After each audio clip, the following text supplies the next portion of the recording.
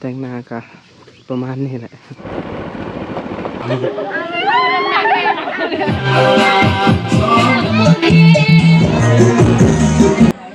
สบายดีพ่อแม่พี่น้องตอนนี้นะบ่าวพังอยู่ที่บ้านตำรวงนะเมืองนองมื้อนี้บ่าวพังก็สิอยู่เพื่อนผู้สาวนะเพราะว่ามื้ออื่นก็เป็นมือบ่าวพังปลูกแขนนะใครยินดีก็มาได้เด้อพ่อแม่พี่น้องเรื่องเงินก็น่าจะติดหนี้ไปก่อนนะพ่อแม่เพิ่นว่ายืมเงินแถวบ้านเอามื้ออื่นจังว่ากันใหม่นะบ่ฮู้สิไปจะคนนะมื้ออื่นคือสิลายแหละตามบ่าวพังสังเกตปรีบ่าวพังกับบ่ฮอดพี่ค่ำก่อนนะเขาเจ้ากำลังจัดโต๊ะจัดตังนี่เขาเจ้าก็บ้านเขาเจ้านะอยู่บนนี้นะเขาเจ้าเฮ็ดกินแต่งกินเนาะ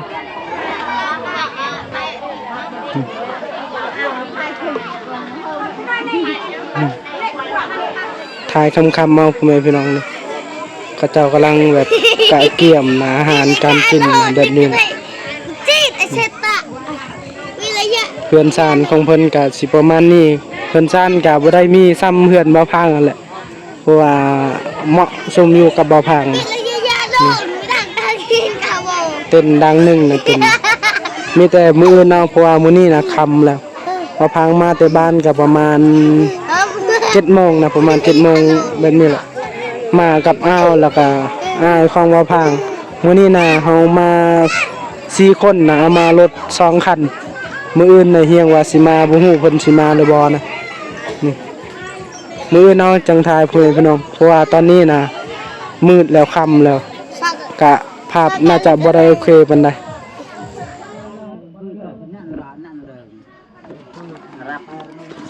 รับมาแย่นำnăm lagiรับjuga bi sayaรับdia kuai Arab kuai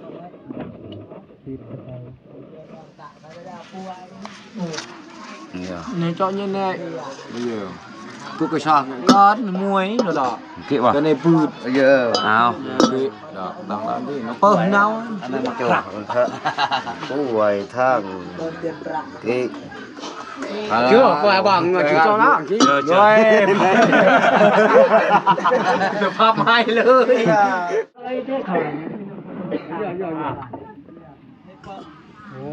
nhàn giàu mà lại phải xây miếng điมาฟังที่ถ่ายให้พี่น้องเบิ่งคือเป็นยังไง กับประคำมอนวาร์ครับประคำตอนนี้ต่อกันต่อ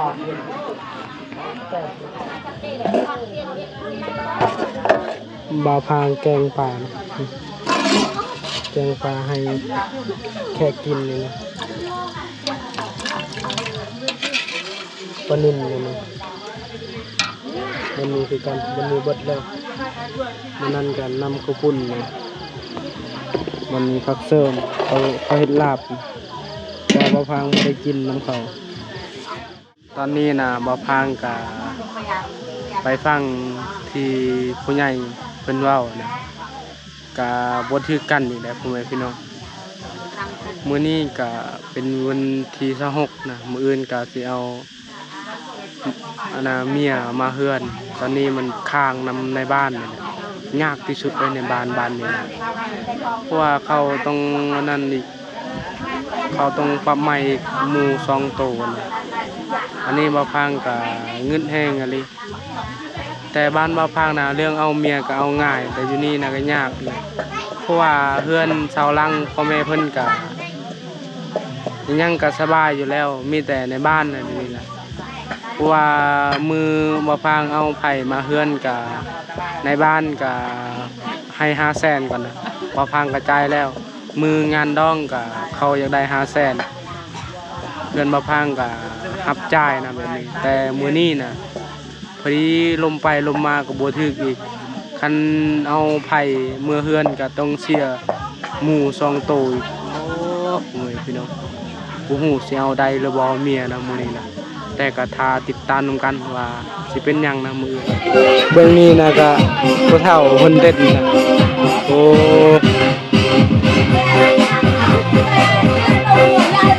มีแต่ผู้หญิงอย่างเดียวเลยโอ้ผู้ ชายผู้เดียวนะ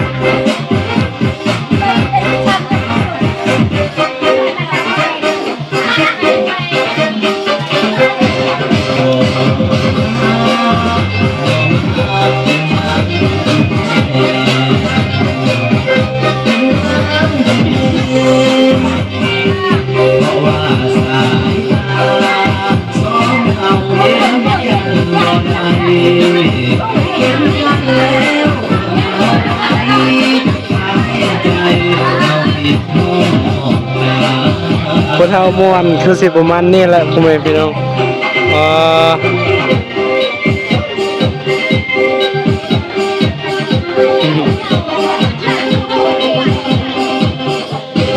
เต้นไปนำแล้วก็หัวไปนำนะ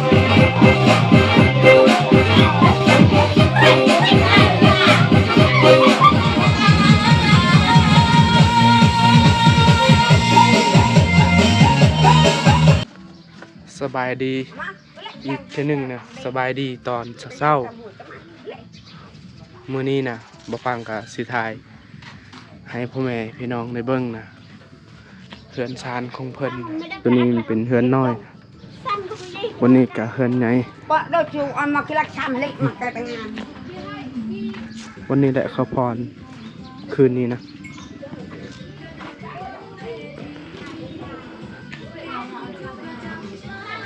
เฮือนชานของเพิ่นกับสิประมาณนี้แหละสาลังลงมา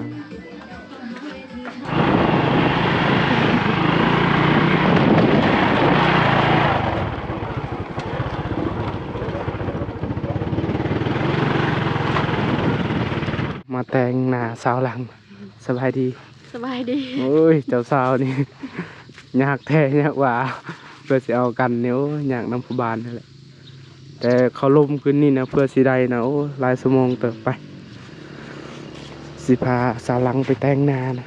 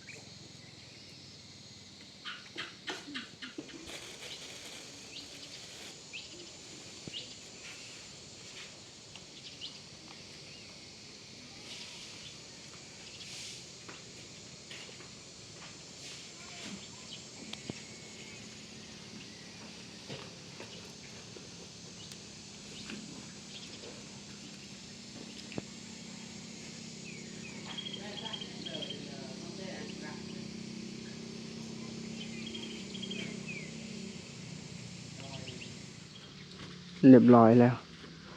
แต่งหน้าก็ประมาณนี้แหละ คำกับคำปลอมนะผมเป็นคำแท้เป็นคำแท้เนี่ยโอ้จากลอยไปมันก็สิปลูกแคนอีกติดตามกันพ่อแม่พี่น้องมาพังกับสิประมาณนี้แหละตินตัวเพราะว่าใส่ที่สุดนะบ่ได้แต่งหน้าแต่งกัน ก็มีสำนีก็ใส่สำนีไปก่อน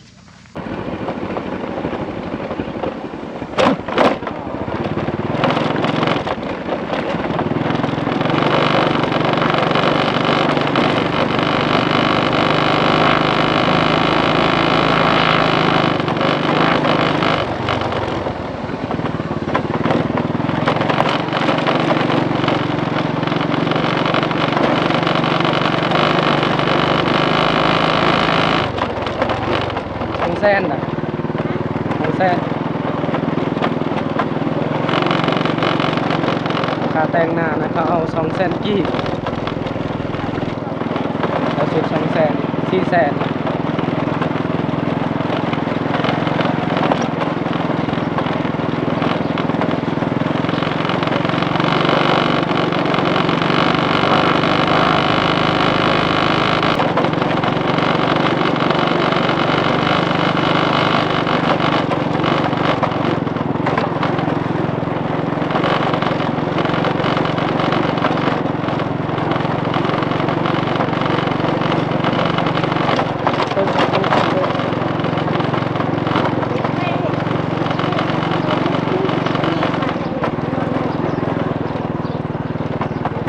แสดง ตัวเหตุบนจาก จะป่ายในเลยเอ้ยเฮียเบิดเที่ยงก็ให้เบิดแหยอดเนี่ย ตัวเขียงปลาที่ตัวเหตุ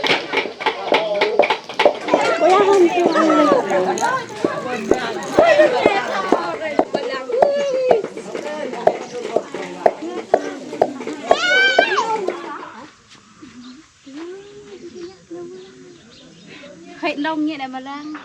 ăn phở nóng phở nó nặng cái hãy đông nhẹ cô ta đang thì giờ chào bà ta đang không mà nằm nào ăn có biết rồi kia ấy là chợ thế này á thì khăn hạt vào bà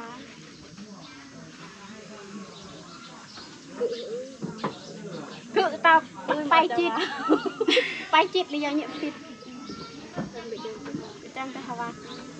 nhận pít lừa tầm 5 năm này chưa có ban nhập riêng chưa ban đăng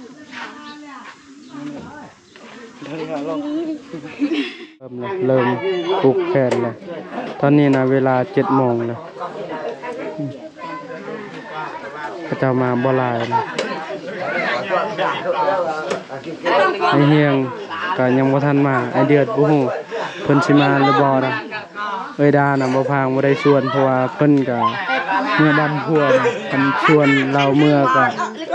ใกล้ยามเราแบบเสียเงินหลายเพราะว่าช่วงนี้น่ะเอ้ยดารายได้ก็บ่ค่อยมีปานใด phệt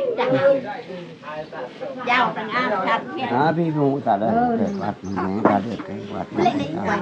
ông là nhà mua chuột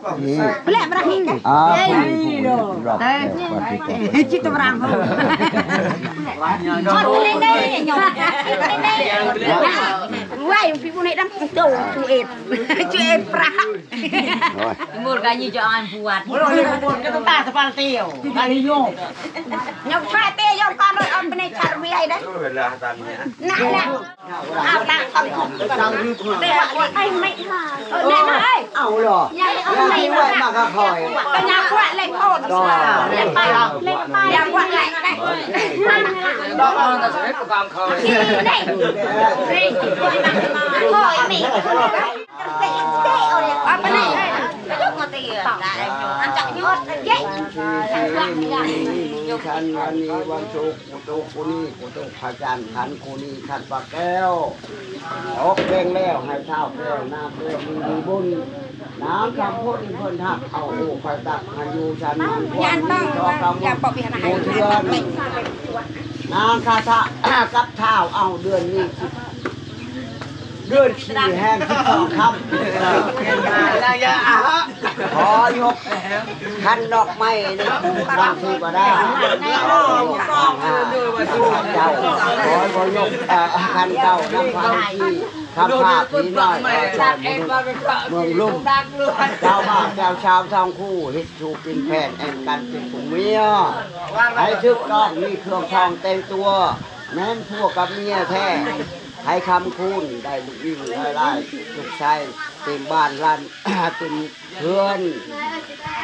เอาเดือนชีจะให้คำคูณให้อายุมั่นควันยืน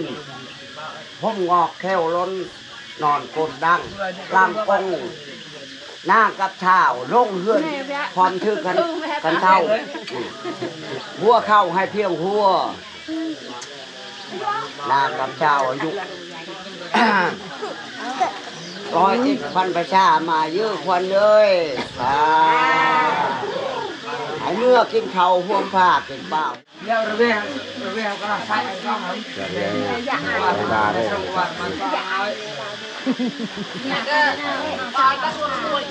อยากให้ได้ตอนไหน กูเวียเจ้าเนี่ยเก็บไปดังประช่องกันแค่นี้ย่ำแม่เบื้องกล้องขยะเกี่ยวร่มแล้วไปจอดไปอู่เลี้ยงไปอู่เช่าดื้อตอนดื้อถึงบ้านเก็บไปดังประช่องกันแค่นี้มัดขบวนเมียงแล้วไปจุจินั่งตั้งคู่เนี่ยก็โอ้ก็กูอยู่ร่วมจะปิดไปเย่ตะเลียกย้ำเก็บไปดังประช่องงานตะบนเอาคมแห้งเต็กnày kìa đúng không quan phương đúng quan ra cứ trước kịp cái đảo quan là sòng an ở lưng cho đòi tỏi lưng sẽ đẹp chưa ở cụ còn cụ dù làm đâu nó cụ kẻ trẻ mẹ cháu thế này mặt lợp lụa nuộc rơm tháo tao bay cái tao bạc kịp cái đảo quan là sòng cho ở lưng cho đòi tỏi lưng cho đẹp kịp cái đảo quan là sòng chưa đang cho cút về aoเอาละก็ตารางไฟน่าเสิร์ฟ một càng ơn chay một càng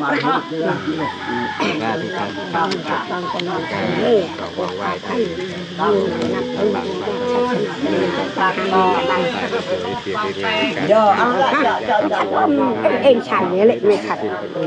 gà tao cái nữa đây có ba cái ông đi chọn đủ nó có ba cho cái đa tặng đây ra cái ông con này cô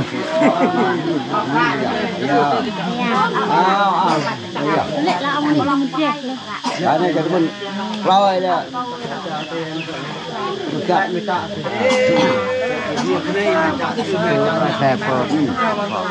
cái nhà khả năng đã hay đang sẵn dây Pia praktek ya bocah ade ni pia praktek.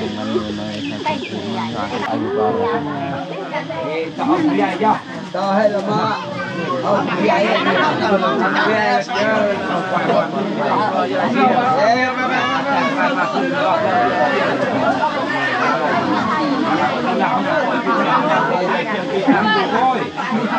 Rồi satu yang lain menang ya. Orang ke.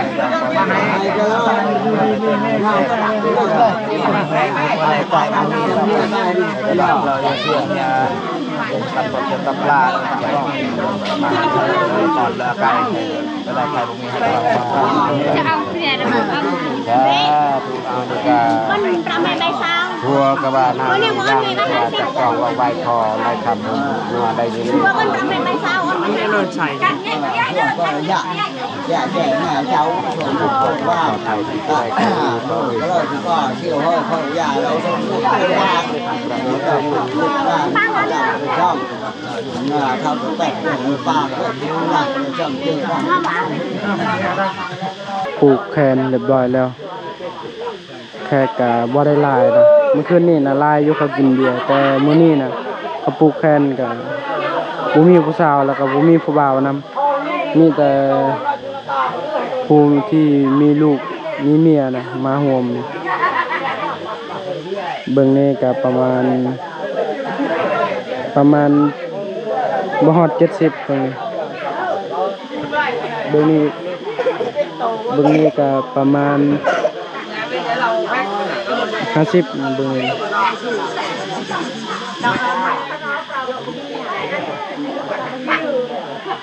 พอดีผู้สาวก็มาพร้อมเพราะหลายคนอยู่นะ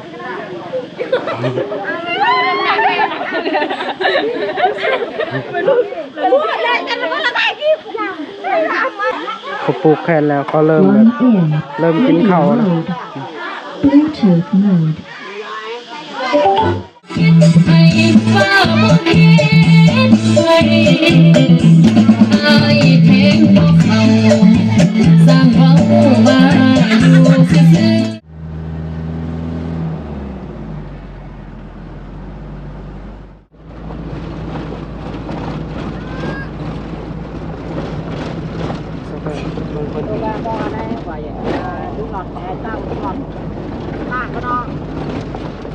ตั้งหลังอีกก็เต้น โชดไปนักข้าวเว้ยโชด พอเดือนบ่อพางเรียบร้อยแล้วตั้งหนา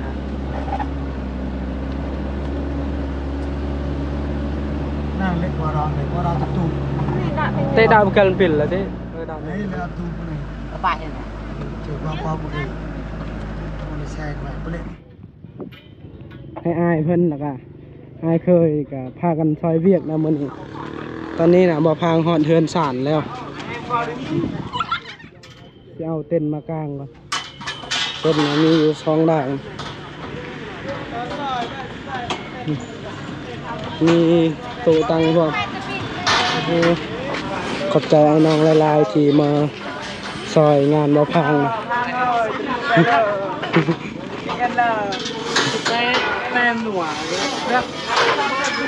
โอ้ยกล้วยกลางแล้วมาห้อยแล้วเบี้ยแล้วอยู่กับมอนครับสบายดีทุดู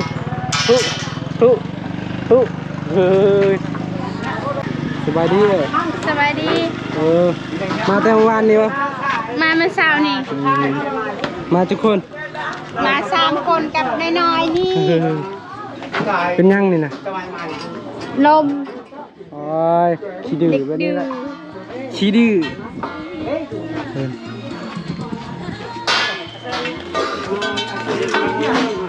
สบายดีไอ้เฮียงสบายดี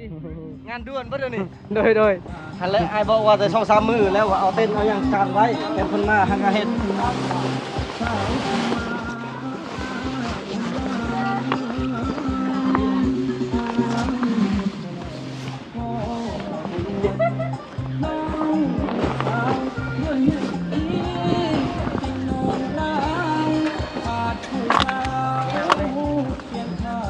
ดงไว้ยังไงใช่ไหม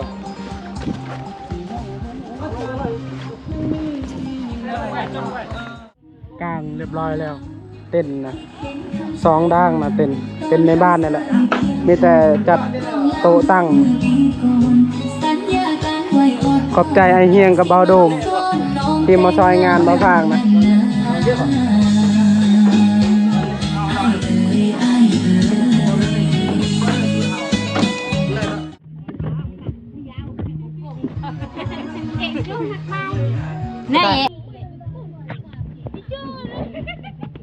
แน่ปะเยี่ยเด็กพี่ แย่หน่อยเกยเลยแสบกี่รัวชอบหลักกันนู้นจบ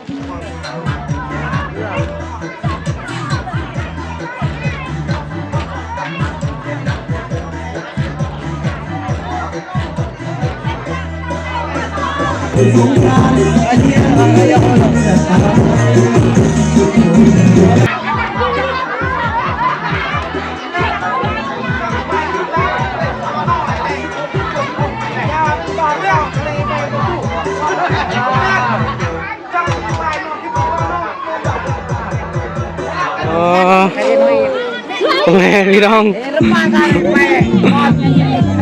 คือจะแม่กินเบียร์ลายอะไรเบิ่งนี่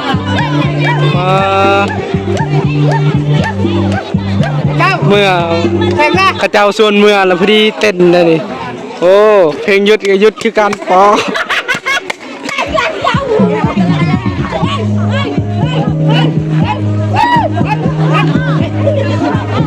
เฮ็ด นายอยากแข่งขันกันใช่ไหมแหวนยาวเธออยากขับเลยภาษากันพากันกลับเดินทางปลอดภัยเด้อทุกคนแบบนี้แหละพ่อแม่พี่น้องเอ้ย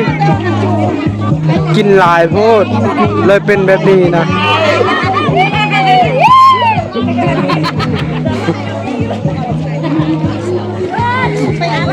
นั่งดังตรงนั้นอยากอะไรวงการตักตอนนั้นคืนนั่นแต่ด้วยนะต้องไปต้องไปเล็กลาเอา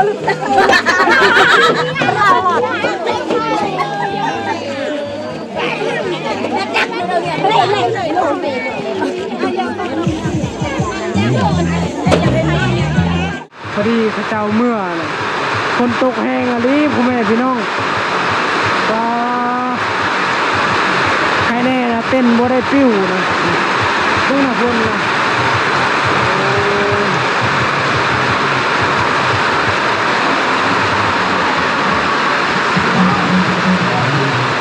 เต้นช่องล่างนะใครแน่เมื่อวานนี้นะโอ้เบิ่งนี่ก็วัยรุ่นนะดูนะคน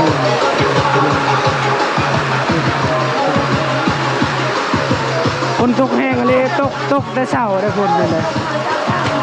ประมาณ4 โมงคนตกเลยนะคน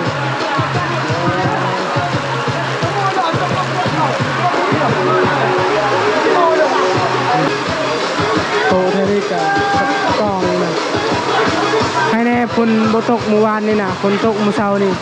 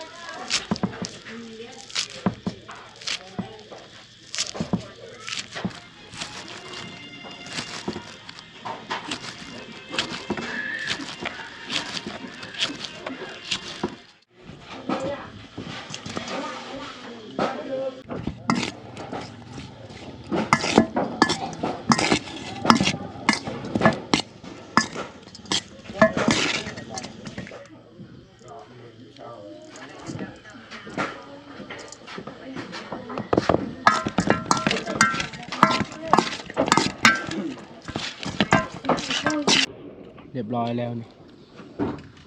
มาเพียซีนงอนแกงหน่อไม้ใส่ปลามีลาบปลามาพ่อแม่พี่น้อง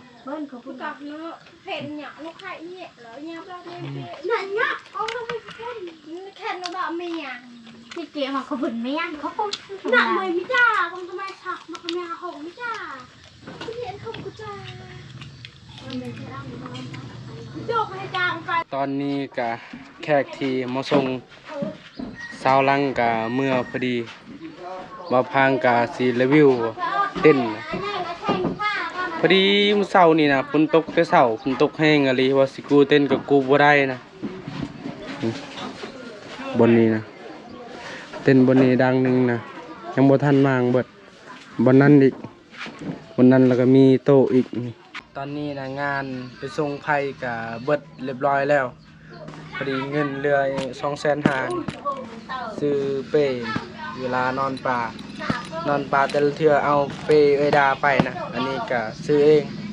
พาแต่ลุยอย่างเดียวการหับไผ่ก็คือว่าโอเคแล้วเรื่องเงินคำกับติดหนี้พี่ก่อนถ้ามือใดมีจังจ่ายนะแบบนี้